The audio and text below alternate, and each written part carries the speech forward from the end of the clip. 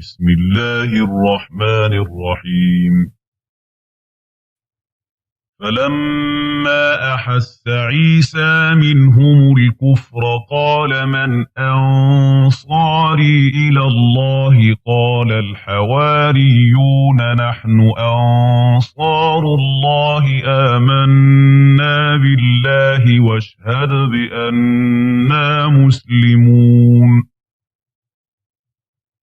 ربنا آمنا بما أنزلت واتبعنا الرسول فاكتبنا مع الشاهدين. ومكروا ومكر الله والله خير الماكرين.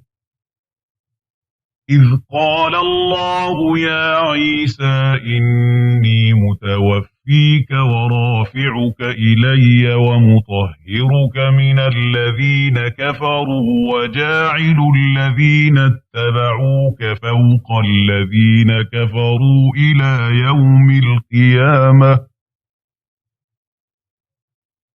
وجاعل الذين اتبعوك فوق الذين كفروا إلى يوم القيامة ثم إلي مرجعكم فأحكم بينكم فيما كنتم فيه تختلفون.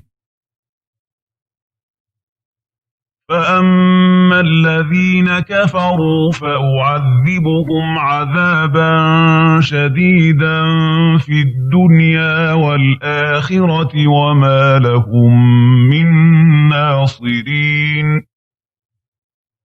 وأما الذين آمنوا وعملوا الصالحات فيوفيهم أجورهم والله لا يحب الظالمين.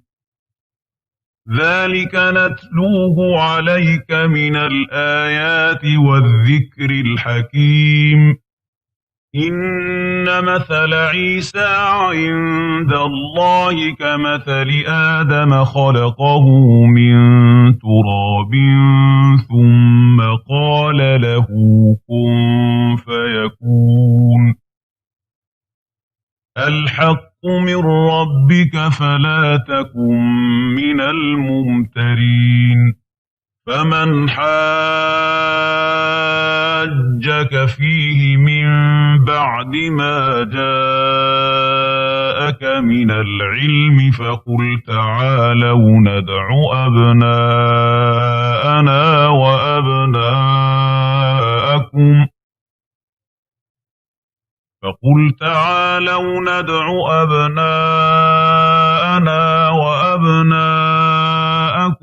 ونساءنا ونساءكم وأنفسنا وأنفسكم ثم نبتهل فنجعل لعنة الله على الكاذبين. إن هذا لهو القصص الحق وما من إله إلا الله وإن الله لهو العزيز الحكيم. فإن تولوا فإن الله عليم بالمفسدين. قل يا أهل الكتاب تعالوا إلى كلمة سواء بيننا وبينكم ألا نعبد إلا الله ولا نشرك به شيئا ولا يتخذ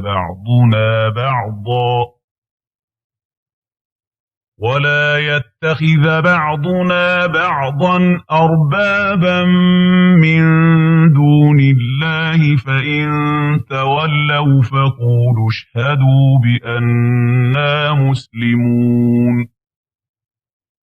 يا أهل الكتاب لم تحاجون